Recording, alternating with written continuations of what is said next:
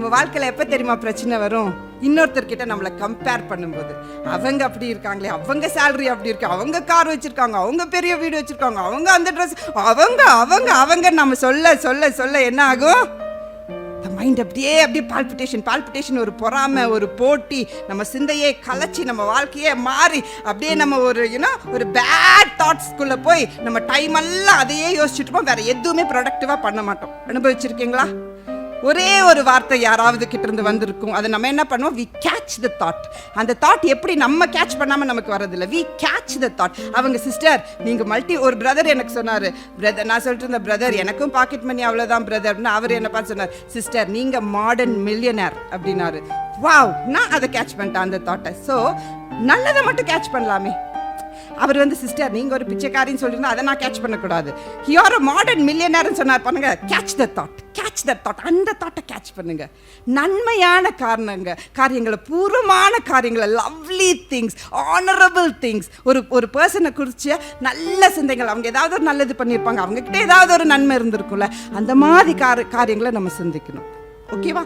அப்புறம் காலையில் இன்னும் குட் மார்னிங்கில் தான் இருக்கோம். காலையில் எழுந்திரிச்சது நெகட்டிவ் தாட்ஸ் வருதா, பாசிட்டிவ் தாட்ஸ் வருதா?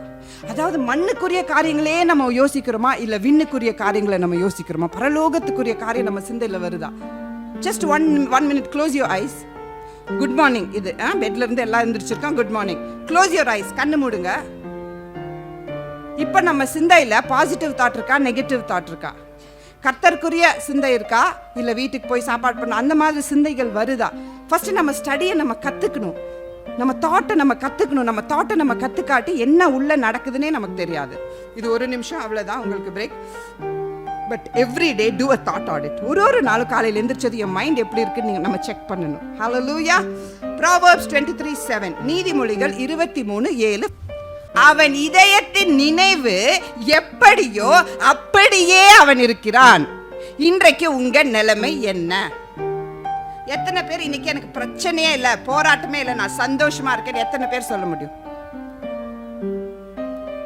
நானும் கை தூக்கல, என்னால சொல்ல முடியாது. எல்லாருக்கும் பல பிரச்சனைகள், பல வேதனைகள், பல கஷ்டங்கள், துன்பங்கள், இன்னல்கள், மன கிளேசங்கள், என்னென்னமோ வச்சிருக்க வார்த்தைகள் அதுக்கு இல்லையா?